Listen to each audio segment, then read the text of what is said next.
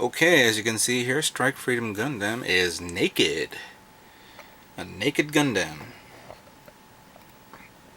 Pretty much I removed all the armor that I can possibly remove. Can't do it from the feet. Only a specific trim. I think I can pop the back out in a moment, but I can't pull this out. This is too tight in. I think I remember gluing it. That could be a possibility. Well, that doesn't matter. As you can see, everything is all exposed. The gold parts. The only parts that I'm not going to cover, I'm just going to maybe trim up the parts that have been cut off of the gold parts are these right here. Like, if you could see here, hang on a second. As you could see here, there's that little notch where I cut this part from the sprue, from the tree. It looks, you know, ugly, so I'm going to use this guy. As a matter of fact, let's do it now. See what this does.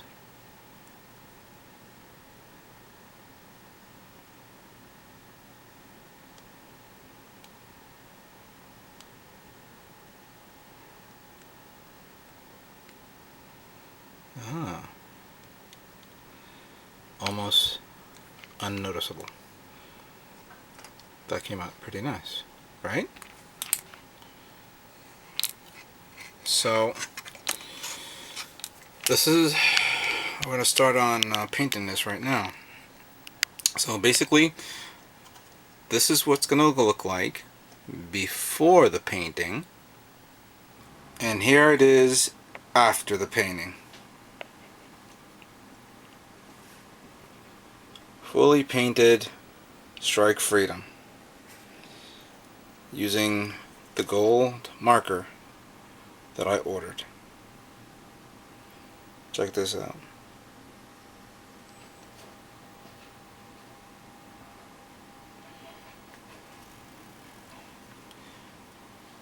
I got a few comments from people saying that the marker doesn't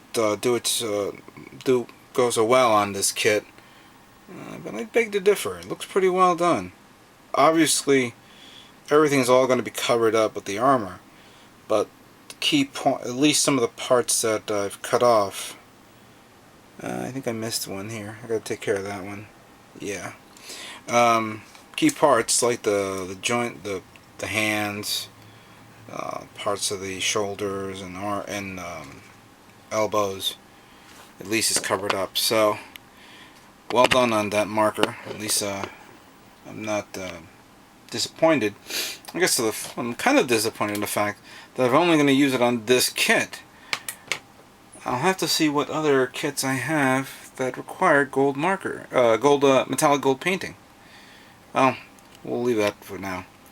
Let's go on to the next portion, setting up the action base for full burst mode.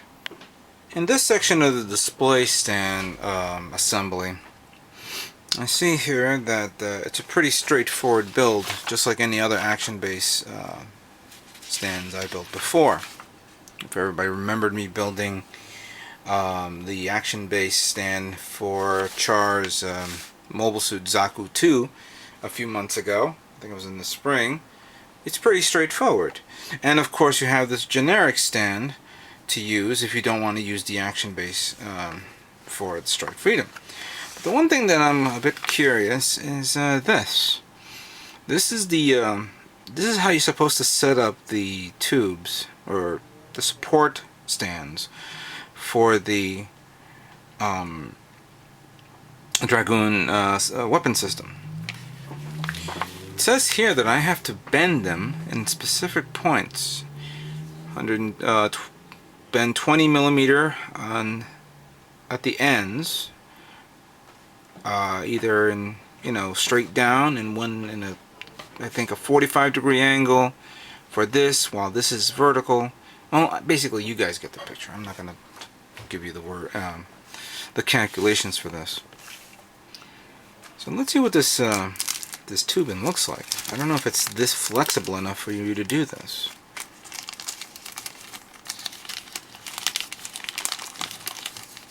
Let me take one out for now.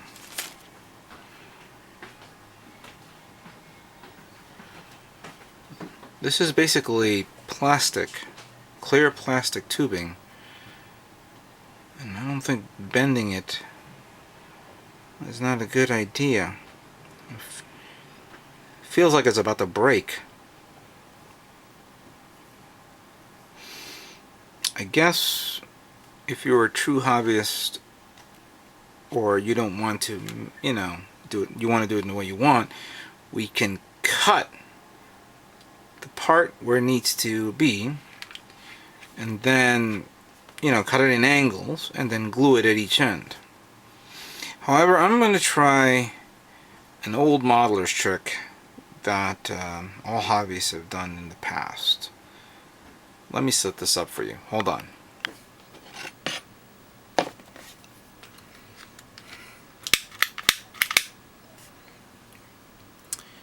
And now what you see what I'm doing right now is I'm taking a candle.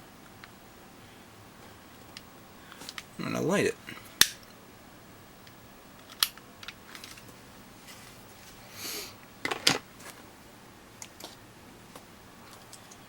Now, what does this have to do with model parts? Well, one of the techniques about models is that you can do certain things that normally you can use tools, but sometimes when you don't have the tool, you use other means to bend or manipulate plastic. And that is, of course, using the candle to melt it. So I'm going to use this candle to melt this. Now, I need a guide, so what I did was I measured the first set, because I have to do 2 per each pole.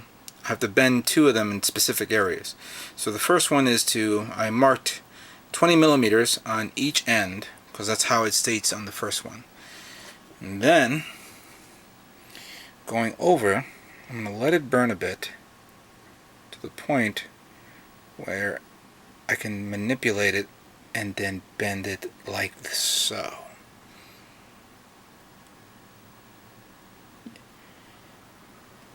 I'm going to do it again. Actually, I should wait until this dries, because if I try to do it on the opposite end of this, this may fold out and I screw it up. But this is one way of doing it. You know what? I think it's strong enough for me to do it. Let me see if I can do it on this one. Let me burn it a bit. Just a little bit to the point. Now I see there's something you mess up right there, where you burn it to the point where it goes in, you know, heats up and then actually gets on fire. That's one thing you do not want to do. But you guys see the effect. You guys see the effect right there. Now I'm going to do this on all the other 5, and then we'll see the outcome soon enough. Okay, as you can see, I have finally bent all the support stands for the Dragoon missile system. I even placed the support pegs on this, and they go in nice and snug. I must say this came out pretty well. I was a bit worried that if I was going to bend this I might break it. Let me just show you what to do with the Dragoon system. I'll just take one of these. Now this is actually a part that's showing that the unit, the mobile weapon unit, is, you know, in flight with some thrusters. All you need to do is snap it in there. You take this, you slide it in. Actually, it doesn't work that way. Slide it in. All you need to do is just wedge your fingers, you know, wedge it in there. For this one, as you can see, it doesn't go in like that evenly, so you may have to bend it a bit to the position you want. Then all you need to do is put that there, and there you have the illusion, somewhat, of this thing flying around, blowing up mobile suits. Well, let's now go and put these together on the stands and see what the final outcome is.